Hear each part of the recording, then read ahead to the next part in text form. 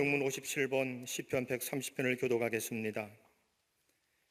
여호와여, 내가 깊은 곳에서 주께 부르짖었나이다.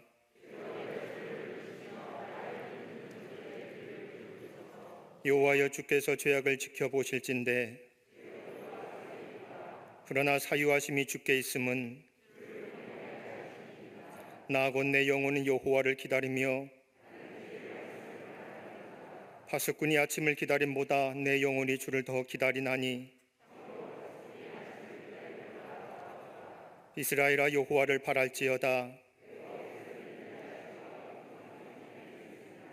그가 이스라엘을 그의 모든 죄악에서 속량하시리로다. 아멘.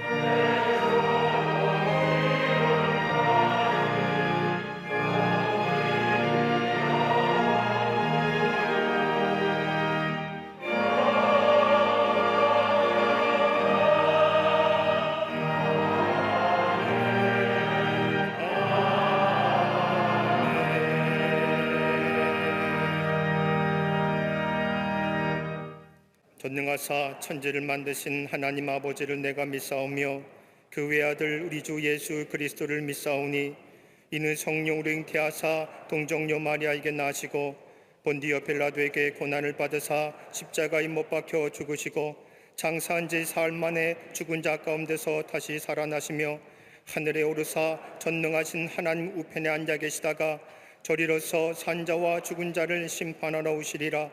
성령을 믿사오며 거룩한 공회와 성도가 서로 교통하는 것과 죄를 사하여 주시는 것과 몸이 다시 사는 것과 영원히 사는 것을 믿사옵나이다. 아멘.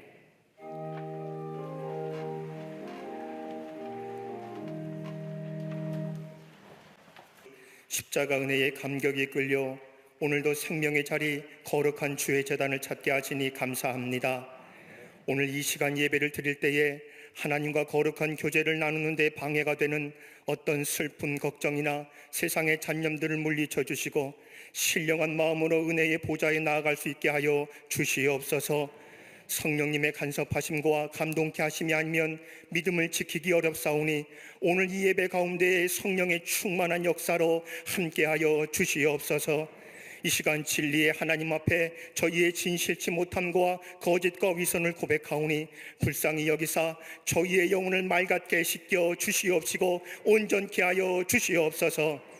긍휼하신 아버지 하나님, 이 지구촌 곳곳에 전쟁의 내전과 자연재해로 인해 힘겨운 절망과 고통 속에 있는 모든 이들에게 하나님의 은총을 허락하여 주시옵소서. 십자가 은혜가 마중물되게 하사 온 인류가 교만과 이기심의 높은 담을 헐게 하시고 십자가 아래서 한 형제 자매로 살게 하여 주시옵소서. 이 민족의 주인이 되시는 하나님, 하나님의 통치를 갈망하는 나라, 그 뜻을 이루어가는 이 민족이 되게 하여 주시옵소서. 이 나라를 주의 자녀 삼아주시고 전능하신 하나님의 날개 아래 품어 주시옵소서. 광야와 같이 험한 역사를 통과하게 하시고 생명과 존귀와 영광이 오직 주께 있음을 아는 민족 되게 하사 날마다 주의 이름을 부르며 하나님께로 돌아오는 이 백성들이 되게 하여 주시옵소서. 오랜 시간 코로나의 터널 속에 정치, 외교, 경제, 안보의 국가적인 비상이라는 절망으로부터 희망의 날개를 달아 주옵시고 고통 속에 있는 이 민족이 비상하는 시간이 되게 하여 주시옵소서. 우리는 모르지만 하나님은 아시오니 이 고난의 시간이 영원한 심판이 아닌 다시 우리를 살리시고 회복시키는 부활의 시간이 되게 하여 주시옵소서. 모든 위정자들 하나님을 경외하는 마음으로 청렴한 도덕성과 무한한 책임감으로 국민을 섬기게 하시고 이 나라가 준비 중에 있는 대통령 선거에 하나님의 뜻에 합당한 사람이 대통령에 당선되도록 후보 경선 과정부터 선거까지 모든 과정을 일일이 간섭하시고 섭리하여 주시옵소서. 하나님 마음에 합한 자를 세워 주시옵소서. 교회를 사랑하시는 아버지 하나님, 이 시대 가운데 교회의 빛이 더 뜨거워질 수 있도록 하나님 도와주시옵소서. 말씀의 빛이 뚜렷해지게 하시고 기도의 빛이 뜨거워지게 하시며 성령의 빛이 강력하게 하여 주시옵소서. 68년 전 이를 위해 광림의 제단을 세워주시고 날마다 새로워지며 부흥케 하사 온 성도들에게 20만 전도와 5천 속회 1천 선교회의 선교 비전을 허락하시니 감사합니다. 성령의 거룩한 불꽃으로 광림의 제단에 불 붙여주시고 세계를 교구 삼아 비범한 신앙으로 풍요로운 삶을 창조하여 땅끝까지 모든 열방으로 복음을 증거하는 선교의 제단이 되게 하여 주시옵소서. 진행 중인 광림 선한 나눔 운동에 우리 모두에게 부족한 것은 물질이 아니라 이 땅의 나눔인 것을 알게 하시고 온 성도들의 손길을 포개어 주님 사랑을 실천할 때에 빈들의 기적을 삶으로 간증하는 기회가 되게 하여 주시옵소서. 주께서 세우신 기관과 교회 학교, 청년 선교국과 청장년부 세계 곳곳에 흩어져 있는 해외 선교지마다 영적 싸움에서 승리하게 하옵시고 2000년 전 초대교회에 나타났던 놀라운 부흥의 기적들이 이루어지게 하여 주시옵소서. 은혜의 마중물 허락하신 사회봉사관을 통해 이 땅 구석구석 복음의 통로로 사용되게 하시고 이 어린아이부터 노년이 이르기까지 세대와 세대를 이어가는 신앙계승의 역사가 되어 빛을 숲에 이루게 하여 주시옵소서. 이제 시작되는 트린티 성서대학과 가을학기 교육 프로그램을 통해 시간마다 말씀을 통해 영적 치유의 역사가 일어나게 하시고 갈급한 심령들 단비를 흠뻑 맞아 소생하는 기회가 되게 하여 주시옵소서. 신실한 종으로 세워주신 감독님, 모세와 같은 쇠하지 않은 능력을 도와여 주시고 교회와 민족을 위해 무릎 꿇고 기도하시는 자리마다 응답이 이루어지게 하여 주시옵소서. 광림의 제단을 이끌어가시는 담임 목사님, 성령께서 주시는 강한 담대함과 비전으로 기도하시며 준비하시는 선교의 모든 비전들이 다 이루어지도록 역사하여 주시옵소서. 이 시간 십자가에 피 묻은 복음을 전하시기 위해 우리 단위에 서십니다. 성령의 전신갑주를 입혀 주시옵소서. 선포되어지는 말씀을 들을 때에 한 말씀도 땅에 떨어지지 아니하고 모든 성도들의 마음밭에 심겨져 치유와 회복의 열매로 맺어지게 하여 주시옵소서. 마음과 뜻과 정성을 다하여 찬양하는 갈릴리 성가대를 통하여 하나님 홀로 영광 받으시고 우리의 마음의 문이 활짝 열리게 하사 위로부터 내리치는 큰 은혜가 임하게 하여 주시옵소서. 이 시간 예배를 위해 보이지 않는 곳에서 수고한 이들의 정성과 주의 제단을 장식한 헌신에 주님의 복으로 도와여 주옵시고 함께 예배하는 광림 남교회, 서교회, 북교회, 해외 모든 선교지, 방송으로 예배하는 모든 이들에게도 본당과 동일한 은혜를 내려 주시옵소서. 이 모든 말씀 선한 목자 되시는 예수님의 이름으로 기도하옵나이다. 아멘. 하늘에 계신 아버지 이름 거룩하사 주님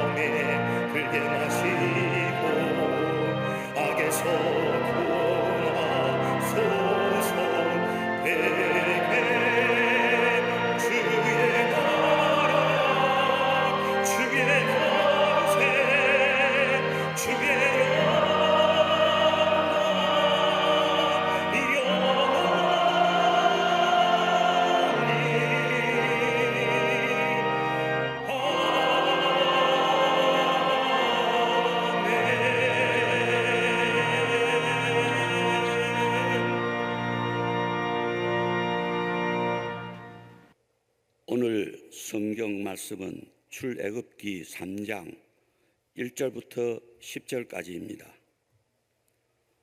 모세가 그의 장인 미디안 제사장 이드로의 양떼를 치더니 그 떼를 광야 서쪽으로 인도하여 하나님의 산 호렙에 이르매 여호와의 사자가 떨기나무 가운데로부터 나오는 불꽃 안에서 그에게 나타나시니라.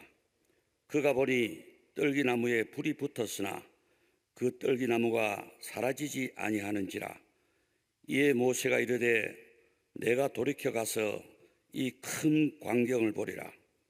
떨기나무가 어찌하여 타지 아니하는고 하니 그때에 여호와께서 그를 보리고 돌이켜 오는 것을 보신지라.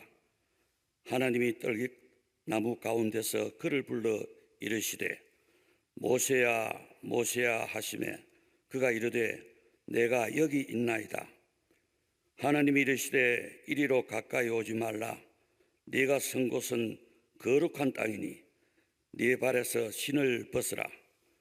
또 이르시되 나는 네 조상의 하나님이니 아브라함의 하나님, 이삭의 하나님, 야곱의 하나님이니라.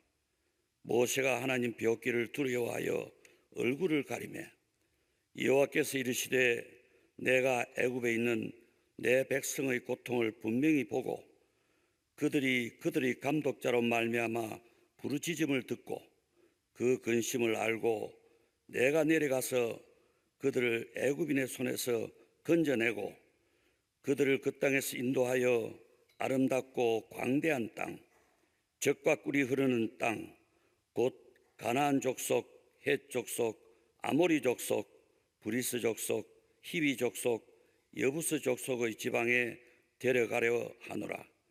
이제 가라.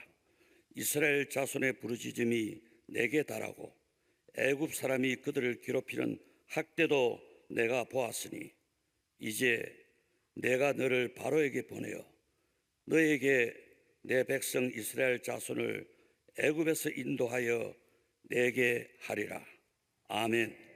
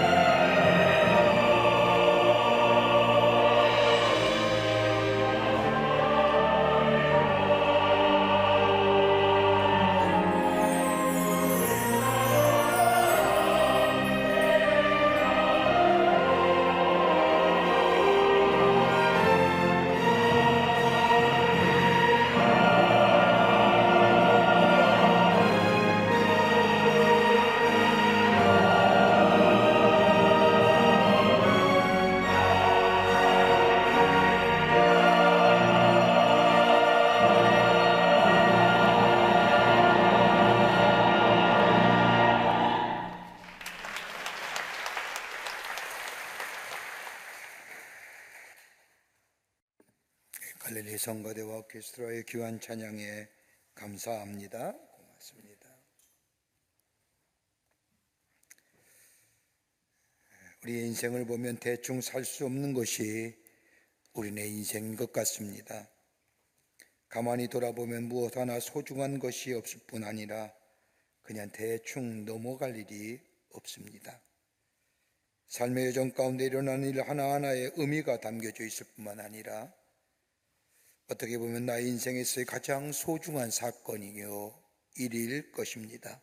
그런데 문제는 사소한 사건이나 일이랄지라도 어떻게 반응하느냐에 따라서 우리의 인생의 방향이 달라진다는 겁니다. 나 하나쯤이야 이까지 것 이렇게 대충 생각하고 넘어간다면 그 사건과 일은 나에게 아무런 의미나 감격으로 다가오지 않지만 그 사건과 일에 대하여 깊게 생각하고 그 일과 사건에 응답적인 자세로 반응한다면 그 일은, 그 사건은 우리 인생에 있어서의 전환점, 터닝 포인트가 될 수 있다는 겁니다. 그러기에 하나하나가 중요합니다. 1세기에 힐렐이라고 하는 유대인의 랍비가 있었습니다.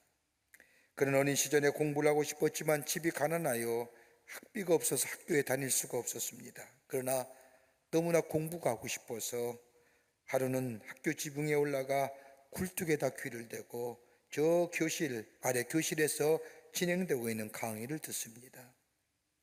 그러다 너무나 피곤하여 어느샌가 잠이 들었습니다.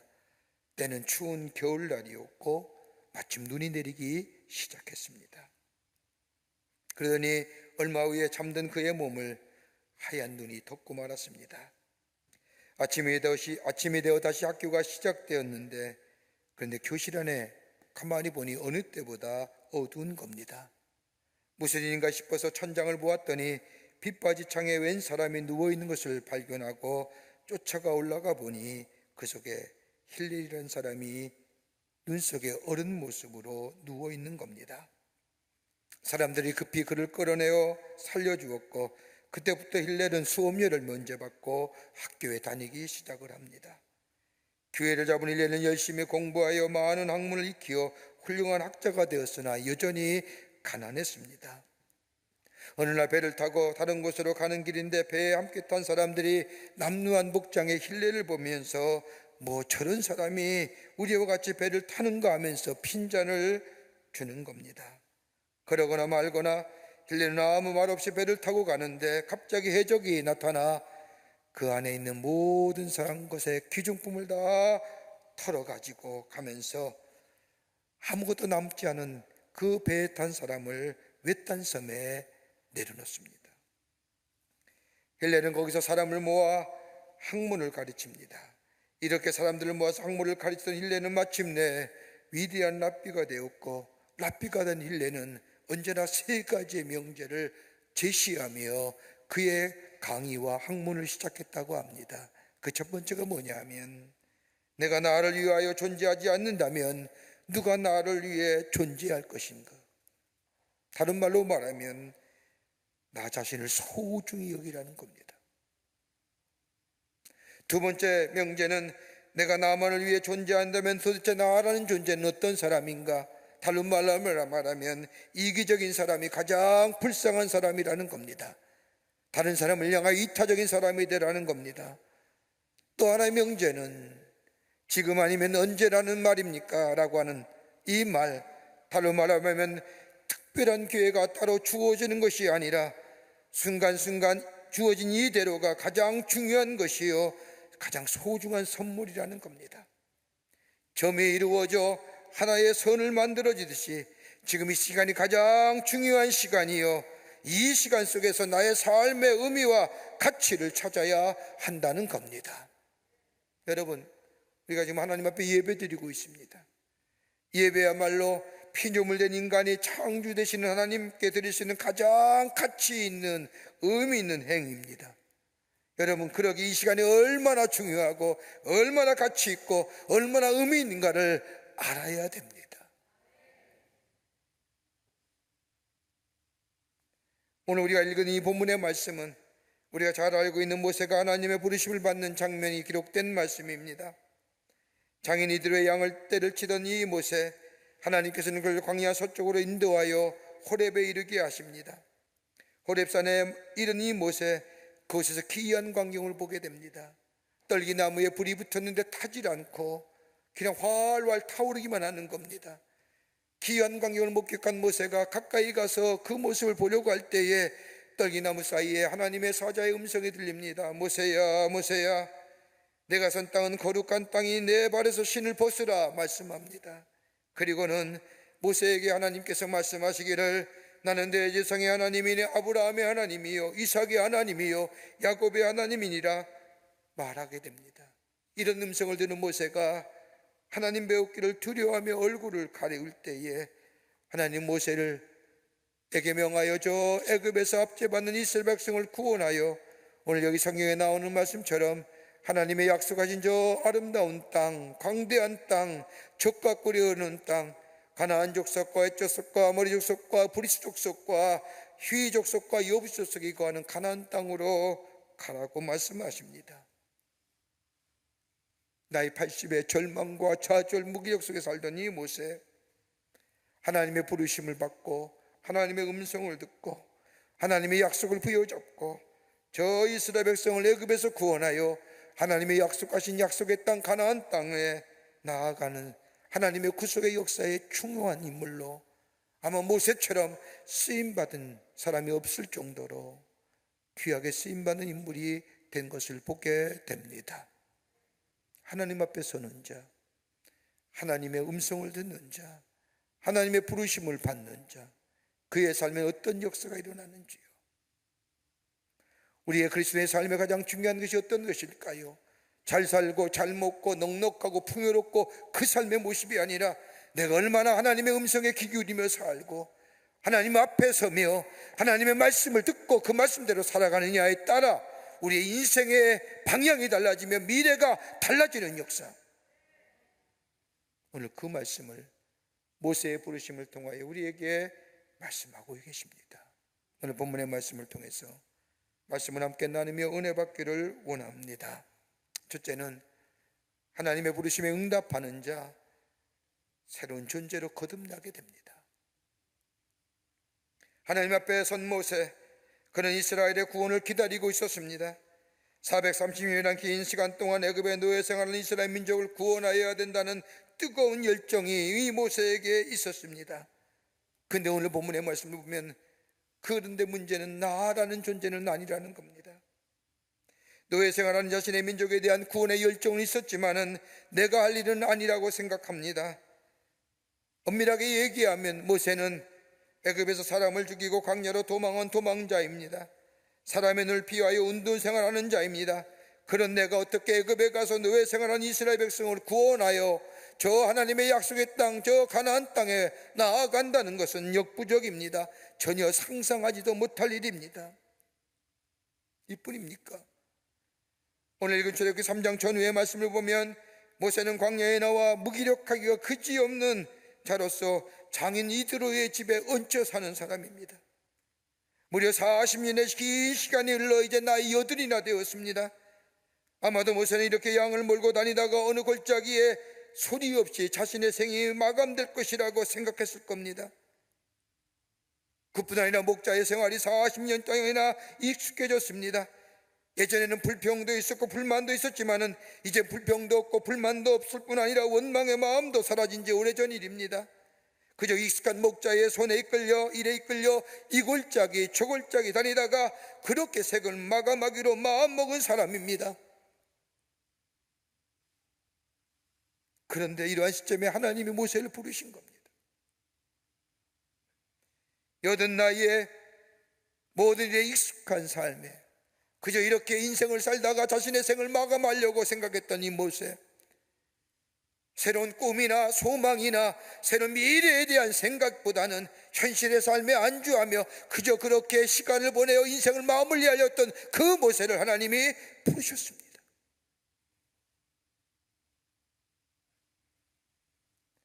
하나님의 부르심을 받은 이 모세, 하나님 앞에 선 모세, 하나님의 음성을 듣는 이 모세, 인생에 아무 의미와 목적 없이 사는 모세, 하나님은 그를 부르시고 만져주실 뿐만 아니라 그를 새롭게 하시며 새로운 목적이 지배하는 인생으로 변하게 하셨습니다. 그러면서 모세는 생각해 보는 거예요. 자신의 지난 80년의 세월들, 그가 하나님을 만나면서 돌이켜 생각해 보니 지난 80년의 시간은 버려진 시간이 아니었음을 하나님을 만나며 주의 음성을 듣는 순간, 새로운 목적이 그의 삶에 지배되는 순간 깨닫게 됩니다. 지나온 시간들 무기명하고 무의미한 시간인 줄 알았는데 하나님의 계획된 시간이고 하나님의 뜻이었고 하나님의 경륜 가운데 있던 시간임을 깨닫게 됩니다. 버려진 시간이 아니라 하나님께서 예비하신 시간이요, 하나님께서 쓰시고자 하는 훈련의 기간이었음을 모세는 자신의 지나온 시간에 대한 새로운 해석이 그의 삶 속에 있어지게 됩니다. 바로의 궁전에서 당시의 학문과 문명과 문화를 더불어 배웠던 이 모세, 이스라엘을 구원하려고 하면 애굽을 알아야 했기에 이러다 하나님께서는 모세를 먼저 저 바로의 궁전에 보내시어 애굽의 문화와 문명을 알게 하셨던 하나님, 저 애굽에서 애굽의 병사를 쳐 죽여 광야로 도망쳐 나와 이드로 장인의 집에 얹혀 살면서 목자의 삶으로 철락게 했던 모세, 그러면서 40년에 양들을 이리 때려 저리 때려 다니면서 목초를 먹이며 살았던 이 모세, 지난 세월을 생각하니 그것이 그저 허무한 생각, 아무 덧없는 시간으로 생각했지만은 지금 와보니 그때의 그 시간이 나로 하여금 목자로서 양떼를 사랑하는 마음으로 양떼를 어떻게 이끌어갈 것인가 배우며 목자의 심정을 갖게 하셨던 시간이었음을 모세는 깨닫게 됩니다.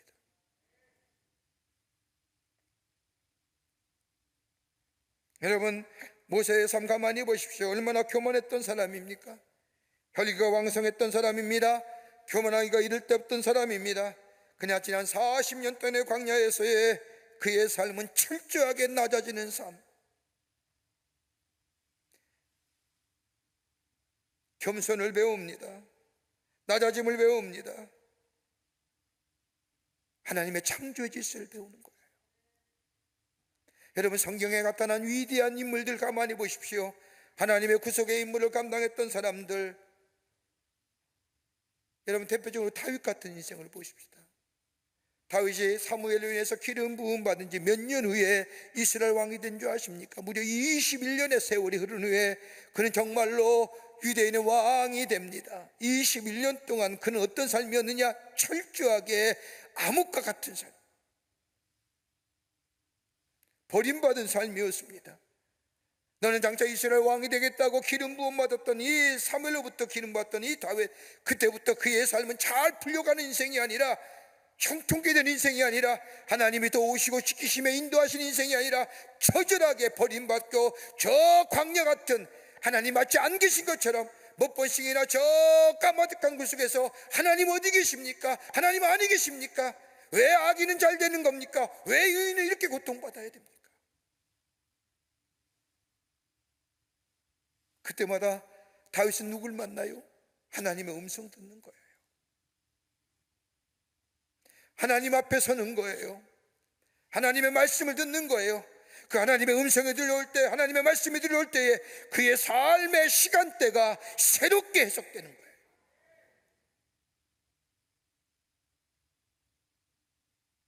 아니었구나, 그것이. 나로 하여금 연단시키는 시간이었고, 나로 하여금 낮아지게 하는 시간이었고, 나를 장차 하나님의 기름 부음 받은 사람으로 쓰임받기 쓰시기 위해서 나를 훈련시키시고 배움의 자리고 철저하게 낮아지는 자리고. 여러분, 시편 73편 17절의 말씀을 보세요. 다윗이 왕이 되었을 때에 그는 해결할 문제가 많이 있었습니다. 그 가운데 가장 그가 머릿속에 떠나지 않는 고민이 있다면, 왜 악인은 잘 될까? 왜 의인은 저렇게 고난당할까? 근데 그 문제가 어디서 해결돼요? 시편 73편 17절의 말씀을 보면, 그가 비로소 하나님의 성전에 있을 때에, 하나님의 성소에 들어갈 때에 비로소 저희가 결국 내가 깨달았나이다라고 고백합니다. 하나님의 성소에 들어갔다는 건 뭘까요? 주의 음성 듣는 시간, 하나님 앞에 서는 시간이에요. 하나님의 말씀 앞에 서는 시간이에요.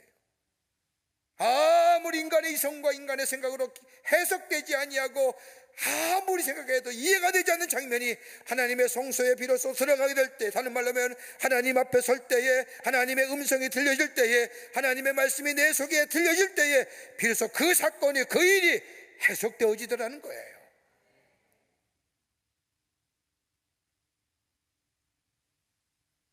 그러면서 다윗이 뭐라고 고백합니까? 그가 아십니다. 그러므로 그가 나를 아신다고 고백합니다. 해석이 되는 거예요. 모세 보십시오. 아무리 생각해도 나는 아닙니다. 나 같은 사람은 무기력하기 짝이 없는 사람입니다. 실패와 좌절의 사람입니다. 아무 성우 없이 그저 하루하루를 살아가는 사람입니다. 인생의 꿈 접은 지 오래입니다. 쉬는 날도 이렇게 보면 괴로운 일뿐입니다.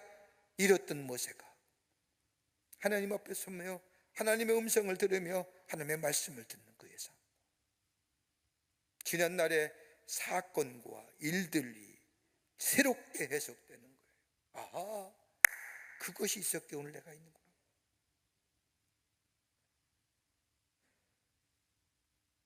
그리고 그는 하나님의 사람으로 하나님의 쓰임받는 구속의 역사의 주인공으로 그는 담대히 나아갔던 것을 보게 됩니다. 우리의 삶 어떠신지요? 하나님 앞에 서게 될 때에, 하나님의 음성을 듣는 자 될 때에, 주의 말씀을 듣는 자 될 때에 우리의 삶의 세석이 달라질 뿐만 아니라 우리 안에 새로운 존재로서의 하나님의 동행하심과 하나님의 묵묵하심이 있는, 그리고 하나님의 귀한 역사에 쓰임받는 복된 하나님의 사람이 되는 줄 믿습니다. 하나님 앞에 서자고요. 두 번째는 능력의 사람이 됩니다. 오늘 말씀을 읽지 않았지만 출애굽기 3장 12절의 말씀을 보면 하나님의 부르심에 응답합니다. 하나님의 부르심에 응답은 했지만 과거의 자신의 모습에 불현듯 이 모세가 생각나는 겁니다. 무기력했던 자신의 모습, 소망 없이 살았던 모세, 그저 하루하루를 보냈던 자신의 모습들, 하나님의 자신을 만나주시고 음성 들려주신 것은 그저 감사하고 기쁜 일이지만은 하나님이 이스라엘 백성을 구원하시기 위해서 저 애굽 땅에 가라는 것, 그 말씀은 도무지 감당을 못하는 거예요. 우리의 삶 속에 그렇지 않습니까? 하나님 섬기며 예배 나오는 건 좋은데 하나님이라고 하나님의 구원의 역사에 동참하여 주의 일 하라는 것, 이 부담스러운 것, 못하는 것 같은, 그런 사람들이 얼마나 많은데요. 40년 전에 불러주셨으면 어떻게 해보든지 할 터인데 지금의 형편은 아닌 거예요. 40년에 불러주다면 내가 혈기도 있고 나를 따르는 사람도 있고 내게 군사력도 있고 내가 지위도 있고 내가 권세도 있어서 어떻게든지 하나님께서 부르심에 대하여 그 사명 감당할 수 있을지 모르지만 지금은 다 떨어진 거예요. 나이도 들었죠. 무기력하기 그지없지요. 너무 늦은 거예요. 성격상이나 습관적으로나 나이를 보아 불가능하신 거예요. 그렇게 못하겠다는 거예요. 불안감이 앞서는 거예요. 그때의 주님은 오늘 출애굽기 3장 12절의 말씀을 보면 이런 모세에게 뭐라고 말씀하세요? 내가 정녕 너와 함께 있으리라. 하나님이 함께 하실 때에 능력의 사람 되는 거예요. 내가 뛰어나고 내가 달라서 내가 능력 있는 그런 사람이 아니라 하나님이 함께 하실 때에 그 사람이 능력의 사람 되는 거예요. 내가 하는 것이 아닙니다. 무능하지만 아무런 소망이 없지만 하나님이 나를 사용하실 때에 하나님의 능력이 나를 통하여 나타나고 드러나는 겁니다.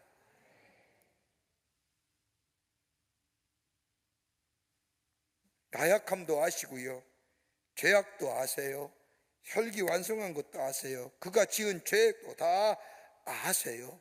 부르신 거예요.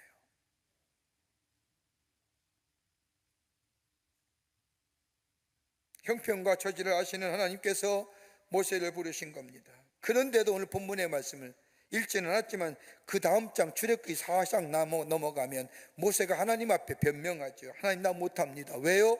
나 말에 능하지 않습니다. 여러분, 그도 그럴 것이 말에 능할 수가 없잖아요. 40년 동안 저 바로의 궁전에서 배웠던 수사학이나 표현이나 논리나 표현의 방식이나 다 잊어버렸어요.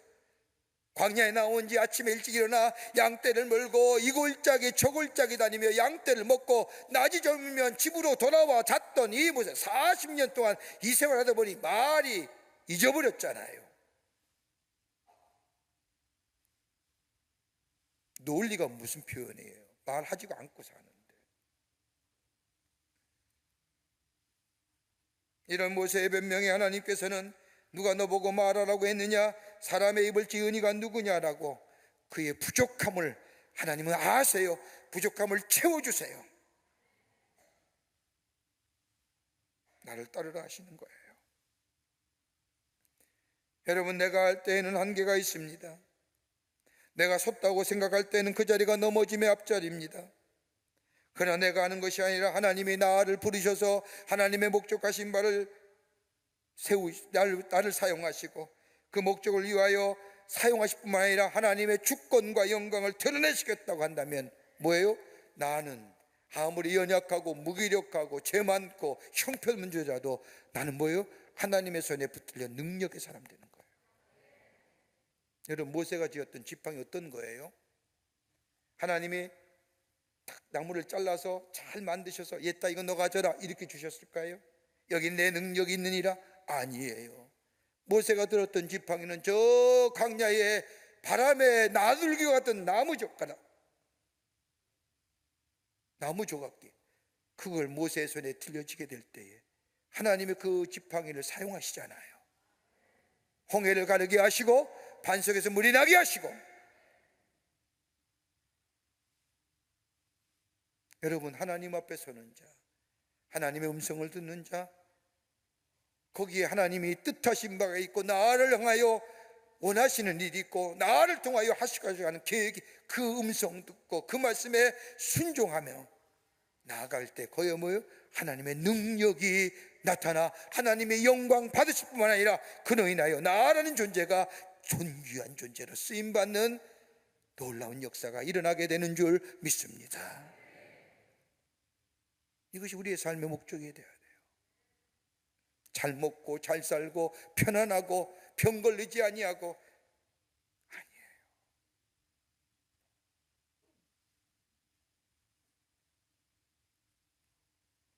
우리가 잘 아는 마더 테레사 수녀가 저 인도의 빈민국에서 일평생 그들의 상처를 싸매주고 아파했던 이 테레사 수녀가 어떤 사람이 찾아와서 묻습니다.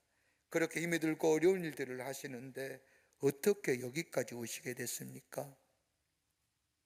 그자 이 테레사 수녀가 대답하기를 하나님이 보내셨습니다. 그저 순종할 따름입니다. 보내심에 순종했더니 뭐요? 존귀한 자가 되잖아요. 하나님의 능력의 역사가 그를 통하여 나타날 때 그의 삶이 존귀한 자 되는 거예요. 내가 가지고 누리고 있어서 존귀한 자가 아니라 창조되신 하나님이 그 앞에 서서 주의 음성에 내가 순종하게 될 때에 하나님은 그 순종의 모습을 통하여 하나님의 거룩한 역사를 이루어가실 뿐만 아니라 그를 뭐요? 세우셔서 존귀한 자로 능력 있는 자로 하나님이 사용해 주신다는 거예요. 우리가 그 음성 듣고 사세요? 매일매일 들려오는 주의 음성 앞에 우리가 서고 있느냐 말입니다. 세상의 이야기들, 세상의 소리는 잘 듣고 근심도 하고 걱정도 하고 화나는데 정작 내게 들려온 하나님의 음성에 얼마큼 내가 거기에 책임적인 자리로 섰는지.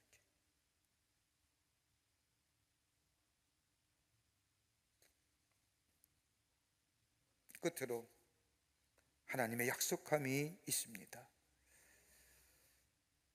하나님을 만난 모세, 새로운 소망의 사람이 됐지요. 꿈의 사람이 됩니다.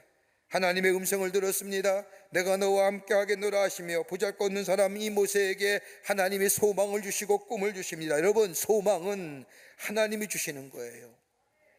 꿈은 내가 가질 수 있는 것이고 그 꿈은 이루어질 수도 있고 이루어지지 않을 수도 있는 거예요. 그러나 소망은 하나님이 주신 것이고 하나님의 약속 위에 세워진 것이고 하나님이 이루기 위해서 했던 그 약속 위에 세워진 소망은 언제나 그것이 우리 안에 이루어지는 거예요. 그러기에 베드로는 뭐라고 얘기했느냐? 이 소망을 갖고 살아있는 소망, living hope라고 얘기합니다. 어때 생겨요? 하나님 앞에 설 때 생기는 거예요. 이 소망은 나만 위한 것이 아닙니다. 다른 사람을 위한 것이고 더 나아가 하나님의 역사를 위한 소망이며 나의 인생의 행복을 위한 소망이 아니라 하나님의 영광과 하나님의 나라를 위하여 쓰임받는 소망입니다.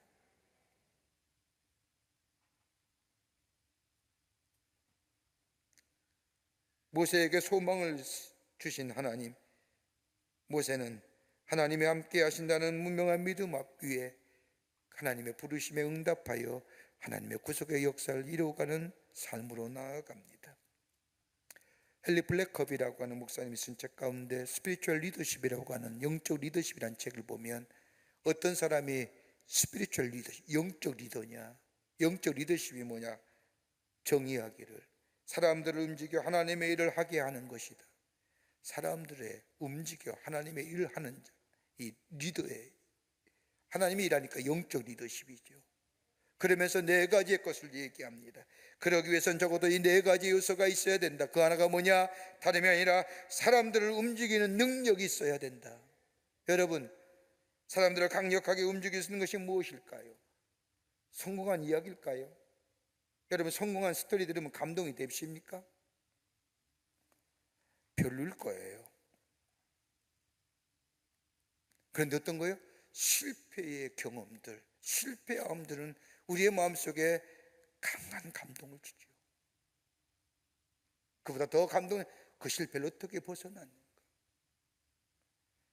우리의 마음을 움직이게 하는 것은 성공한 이야기보다는 실패를 통하여 일어선 이야기일 겁니다. 다른 사람보다 많은 실패의 경험을 있는 사람만이 다른 사람을 움직일 수 있습니다. 뭐가 있을까요? 공감의 능력이 있잖아요. 여러분, 스탠퍼드 대학의 행동과학연구소 소장인 그 소장이 얘기하기를 공감의 능력은 얻어지는 것도 아니고 처음부터 가지고 태어나는 것도 아니라는 거예요. 키워가는 거라는 거예요. 공감의 능력은 우리 안에 뇌 속에 공감 능력이라고 하는 머슬 근육이 있는데 내가 쓰면 쓸수록 그 공감의 능력이 향상돼 간다는 거예요. 안 쓰니까 남이 아파도 전혀 아픔을 느끼지 못하죠. 안 쓰니까 다른 사람의 슬픔과 애통함에 전혀 느낌이 없죠. 다른 사람의 실패와 아픔에 함께 공감할 수 있는 자. 왜요? 내가 실패했을게. 내가 해봤기에. 또 하나 어떤 사람이 리더가 되느냐? 하나님의 거룩한 영인 성령께서 함께 하실 때에 다른 사람의 마음을 움직여 하나님의 일을 하게 하게끔 하는 거예요. 사람의 마음을 어떻게 움직여요? 여러분, 사람의 마음을 어떻게 이끌어내요? 하나님의 영이 역사 안 하면 절대 안 돼요. 사람의 마음은 얻기가 쉬워요? 사람의 마음에 동의를 하기가 쉬워요? 더구나 하나님의 일함에 있어서의 모든 사람의 마음을 공감대를 갖기가 쉬워요? 또 하나 또 간다면 하나님 앞에서 책임지는 사람이에요. 다른 사람을 탓하는 사람은 지도자가 아닙니다. 다른 사람에게 핑계 돌리는 자 지도자 아닙니다. 정작 자신이 책임져야 할 때에 침묵하는 자 지도자 아닙니다.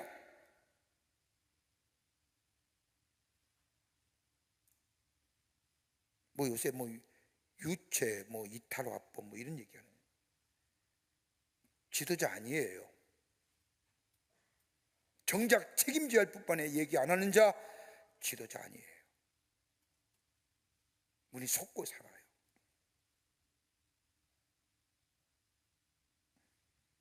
다른 사람에게 핑계와 이유를 대는 사람 지도자가 될 수 없습니다. 또 하나 있다고 한다면 자기가 선택하는 대상을 찾는 것이 아니라 하나님께서 기뻐하시는 자를 찾는 자, 여기에 뭐요? 스피리추얼 리더십이 생깁니다. 여러분 모세 보세요. 모세가 그러지 않습니까? 실패의 경험도 있습니다. 하나님이 지정하는 사람을 세우잖아요. 아론과 홀을 세워서. 더 나아가 책임지잖아요. 저 이스라엘 백성의 죄악에 대하여 하나님, 저들의 이름을 생명책에 기록하지 말고 나를 지워주세요. 그리고 저들을 길이길이 함께 해주세요. 그래서 우리가 기도할 때마다 하나님, 다음에 지도자는 모세와 같은 지도자를 주시옵소서.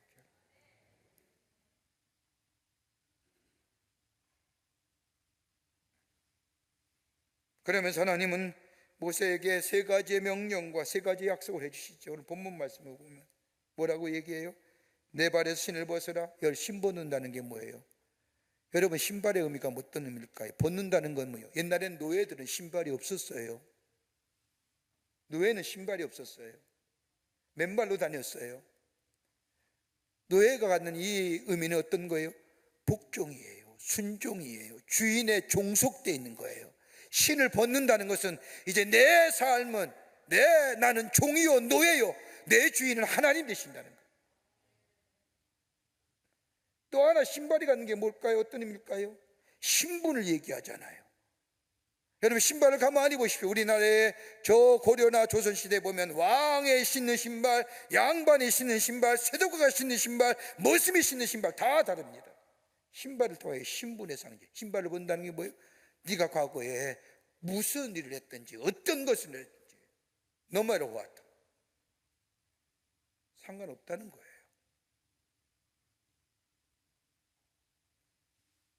그리고 뭐예요?